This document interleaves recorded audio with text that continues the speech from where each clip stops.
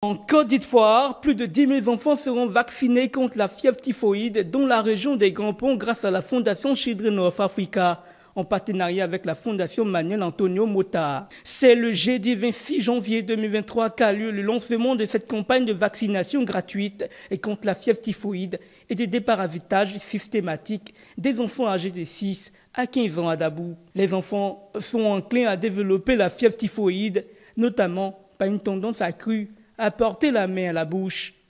Le système immunitaire étant de moindre efficacité, l'organisme est plus sensible aux infections et aux complications associées. À Dabou, la capitale de la région des Grands Ponts, ce tueur silencieux qui fait des ravages dans les pays en voie de développement est bien connu par les plus petits.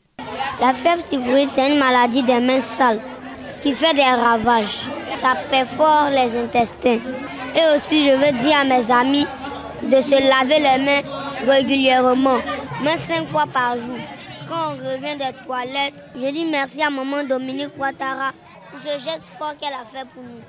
Je t'aime maman Dominique. Pour cette campagne de vaccination gratuite contre la fièvre typhoïde et de déparavitage systématique, aucune localité de la région ne restera en marge. Des agents de santé envahiront tous les villages et hameaux pour sauver les enfants contre cette maladie.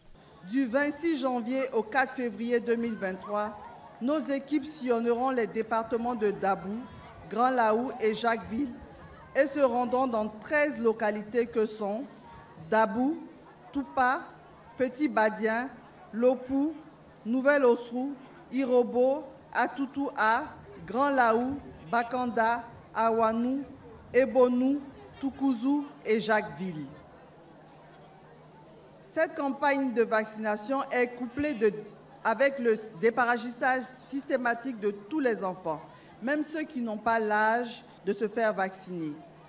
Les équipes médicales bénévoles de la Fondation Children of Africa veilleront également à sensibiliser la population à la prévention des maladies liées aux mains sales.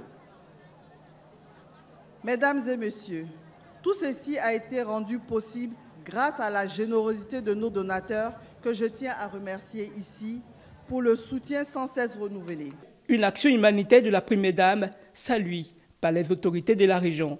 13 chefs-lieux de sous-préfecture et villages au niveau des 3 districts sanitaires de notre région ont été donc choisis pour, bien entendu, bénéficier de cette importante activité pendant 10 à 11 jours.